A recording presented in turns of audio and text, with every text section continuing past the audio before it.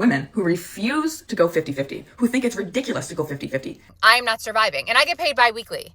And people are like, oh, getting paid bi-weekly is so much better because then when you get paid more. Why you always defend 50-50 on a date and do. Hey, welcome to Dating After 50. Yeah, I'm your host, Drayton Nay, and we're going to be talking a little bit about 50-50. Yeah, it's the subject women hate to talk about, and some men are proud about. Yeah, I have to explain something. I'm a little bit old school, and that is, I think the men takes care of the date. Now, I know this is going to be controversial, and I know there's a lot of guys that are like, hey, wait a minute, we're just getting ready to know each other. She's got a job, I got a job. No. This is your chance to basically show her that you can take charge and take care of things. And going on a date and saying, hey, split the bill with me, yeah, that's a good way not to have a second date. In fact, that's a great way to have not have a second date. So if you were ready for me to say, hey, yeah, it's 2025, it's perfectly acceptable, no. I would say it's not acceptable. And that's just because I think one of the best things about being a guy is being able to take control of situations, to lead, to kind of, I want to show my woman I got her taken care of. A woman needs to know that. And how is she going to feel secure around you when you can't handle a lunch bill or a dinner bill? You're asking her to pull out money out of her purse. That seems like, to me, a very unmanly thing to do. And especially when you're dating over 50, women aren't going to respect that at all. But before I continue, I want you to watch the next couple of videos because, believe it or not, one says yay and the other one says nay. Take a look, see what you think. How's everybody surviving? I get paid bi-weekly, and we are a family of 4. We have 2 kids. How are y'all surviving? Because I'm not. I got paid today, and it's gone. Goes towards the mortgage,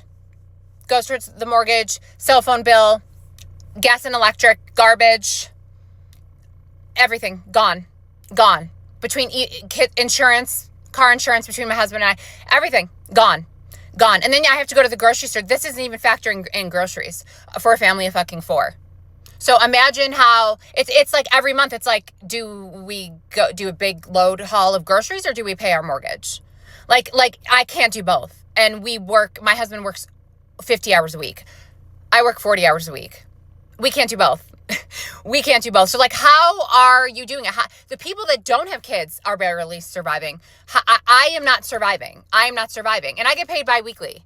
And people are like, oh, getting paid bi-weekly is so much better because then when you get paid more. No, it doesn't matter because all my fucking bills get taken out at the same every month. I've tried to change it till the end of the month. It still doesn't matter. It still doesn't fucking matter. It doesn't matter when you have your bills taken out. Your money is fucked. Your money is gone. There's nothing you can do. You just have to fucking ride on this floating motherfucking rock and spend, $150 on 4 products at the goddamn grocery store. I can't. I literally cannot. I don't know how people do it. And unless you're rich elite, we're fucked. So I hope everybody on this floating rock fucking screams like I do. And we can all fucking scream together because I just don't collectively know how I can continue on with a recession. I've lived through one recession. I physically can't do it now. And you can call me dramatic. I don't really give a fuck. I'm going to crash the fuck out. I cannot survive like this. I can't. So this was for the men. Do you know why you always defend 50-50 on a date and do you want the woman to pay her part and you want the woman to pay her bills? It's because your ego is defending your current position on life. It's because your ego and your mind will not allow you to see that money is literally infinite, that there's limitless amounts of money and that money is available for you. yet you haven't fully tapped into the fullness of your masculine energy. So what happens is the wounded masculine within you will defend, and you'll defend it to the end. You'll defend it to the death. Why? Because you don't know any other way than to live that way. You don't know any other way or any other energy to be in than to say, I can't fully provide for a woman. Therefore, the only other option is for her to chip in as well. And I say this from love. The way that you discover and tap into the fullness of your masculine energy is to get past that fear. The fear of being able to provide, the fear of being able to honor and respect the woman. And when you finally are able to do that, regardless of the money, when you make the decision internally to say, from this day forward, no woman will ever pay anything when she's in my presence, guess what happens? The universe says, your wish is my command, and starts to bless you with more money. Remove the limitations that you have in your mind about how you treat women, and you will literally remove the limitations that you have on your life financially. This is gonna ruffle some feathers, but there is a gross entitlement in women who refuse to go 50-50, who think it's ridiculous to go 50-50. I think it's ridiculous that you think that's fucking ridiculous. Are you literally fucking insane? If you are pro-woman, if you're a feminist, if you don't like the constrictions placed on you by gender roles and expectations, why would you, in your right fucking mind, believe that just because he's a man, he has to pay more? That's ludicrous! Sprinkle culture is diabolical because what the fuck is going on?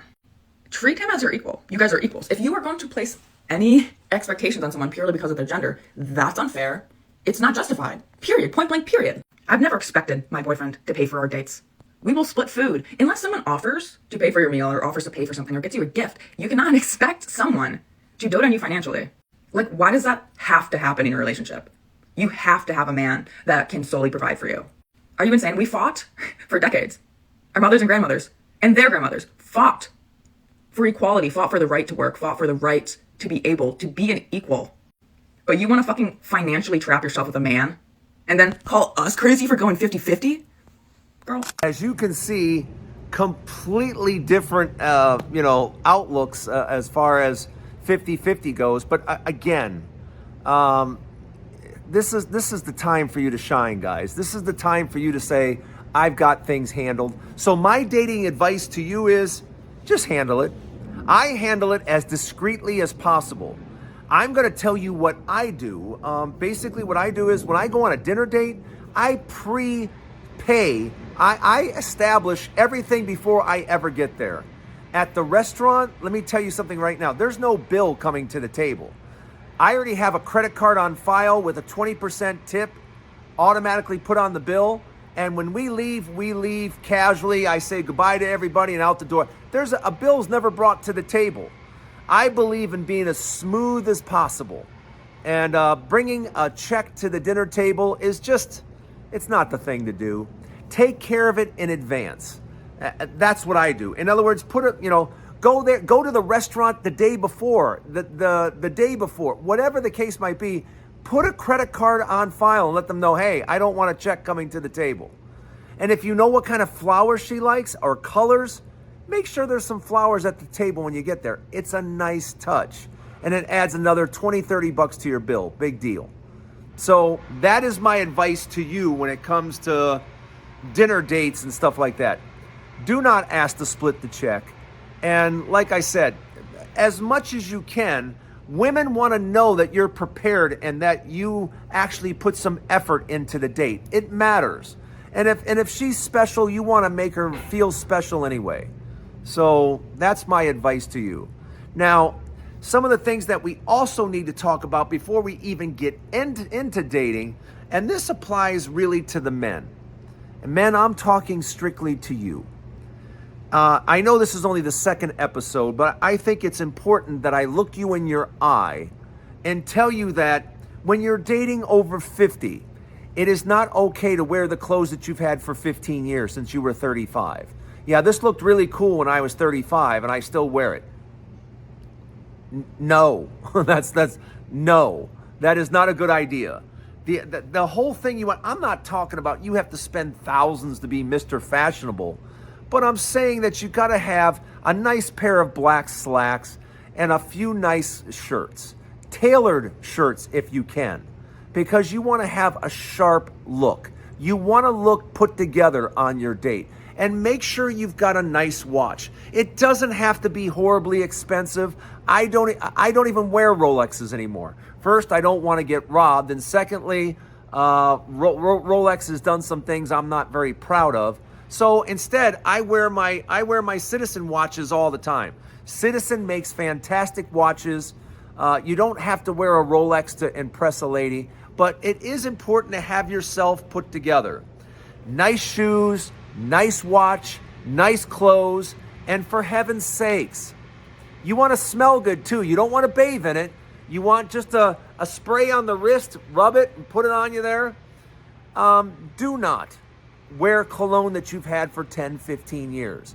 Once again, do a little research and take a look at a few bottles that are recent colognes within the last 5 to 7 years. You don't want to be wearing high karate on your date, all right?